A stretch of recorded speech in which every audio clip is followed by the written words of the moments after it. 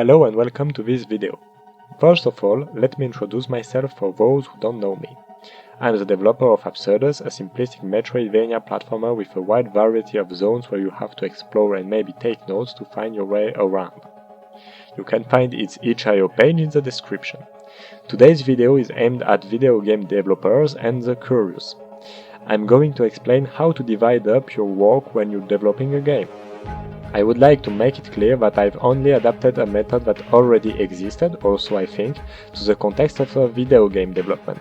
I would also like to point out that this is a method that has worked for me, but I can't guarantee that it will work for everyone. So let's get started. First step is to determine how you are going to divide up the universe of your game. The first form of division is based on what the player will access. Game modes, zones, characters, story chapters, etc. A lot will depend on the type of game you produce. For example, in an open world or a Metroidvania, you tend to divide the game up according to zones, story chapters and characters, if your game has several in the style of the old RPGs. Once that's done, divide your game into sections depending on the type of game. For my Metroidvania, I personally divided the game world into zones in a clear and precise way, and I knew precisely in what order the player would access these zones, and even on what occasions he would pass through these zones again if he follows the critical path. In the case of a card game or something like that, you're going to have to be more cunning. If your game has a story, divide it into chapters or arcs. If it's a multiplayer game without a story too, divide it up in terms of game modes and maps.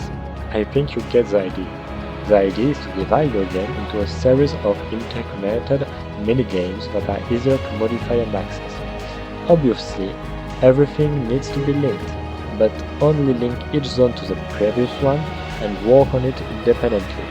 However, this planning stage should also allow you to ensure the coherence of the game. Once that's done, if there is a geographical layout, all you have to do is make a global map of your game that represents all the locations available and their geographical layout. In all cases, the idea is to have a chronological order taking into account the priority of a given task.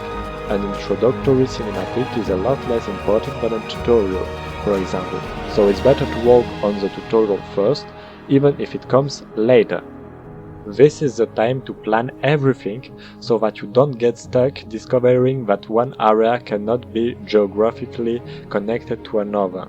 The topography of the site must be carefully studied at this stage.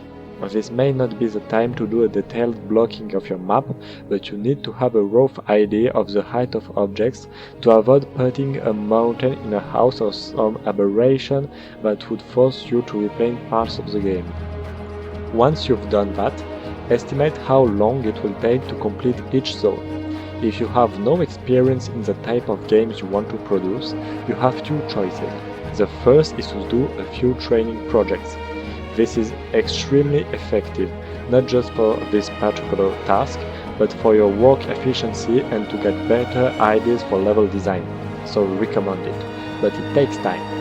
The second is to look at and read articles by other developers who have already developed this type of game and see how long it took them. This method is shorter, so it's best if you don't have much time. Now, divide your development into objectives. A goal should never take too long to achieve. If your sections are large, subdivide them rather than giving objectives that are not achievable in a month or less.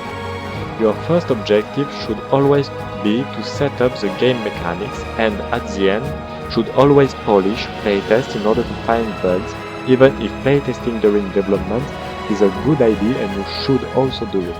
And finally patch the bugs you found during the playtest. Basically you should have a list that looks something like this. Set up the game mechanics, create the elements that make up Zone 1, level design for Zone 1, polish for Zone 1, etc, etc, global polish, playtest, bug patches, with the amount of time you think each element will take you. Once you've done that, forget about your final objective. whether it's to finish your game or publish it, and concentrate solely on the next objective on your list. The main difference between this thing and a task list is that this thing also includes time indicators, which will enable you to manage the release of your game more effectively, but also to be more disciplined in your game development process. Achieving a goal will make you happier and more motivated, which will help you to sustain development over the long term. To sum up very briefly, you need to break down your development into well-planned stage for a specific period of time, which will help you stay motivated and keep track of your progress in developing your game.